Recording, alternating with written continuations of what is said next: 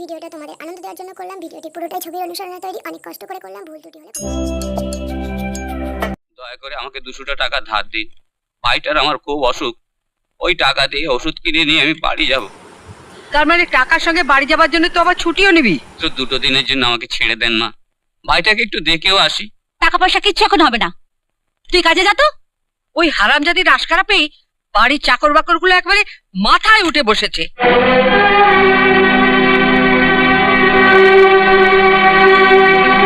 মা,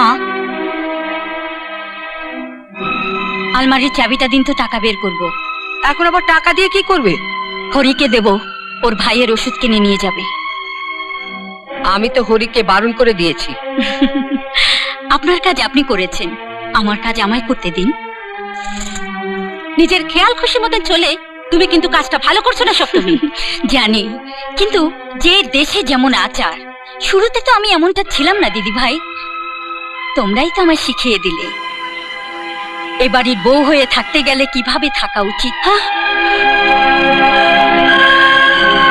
যা, আপনি চাবিটা আমায় দেবেন কিনা বলুন, নাকি আমি চাবিওয়ালাকে ডেকে? না না না, মানে আমি না বললাম কখন। এই নাও না চাবি।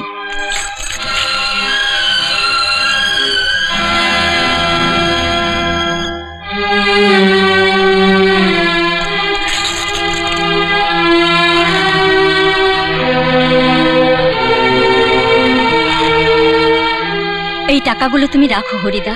এত টাকা তুমি আমাকে কেন দিচ্ছ গো দিদিমণি? এই টাকা আমি শোধ দেবো কি করে? শোধ আমি ঠিকই নিয়ে নেব। তুমি যখন এই টাকায় ওষুধ কিনে ভাইটাকে ভালো করে তুলবে, তখন তোমার আনন্দের চোখের জলের মধ্যে আমি মিশে থাকবো। ধরো হরি ভাই, টাকাগুলো ধরো। আর দেরি করো না দাদা, এবার তুমি তাড়াতাড়ি বাড়ি যাও।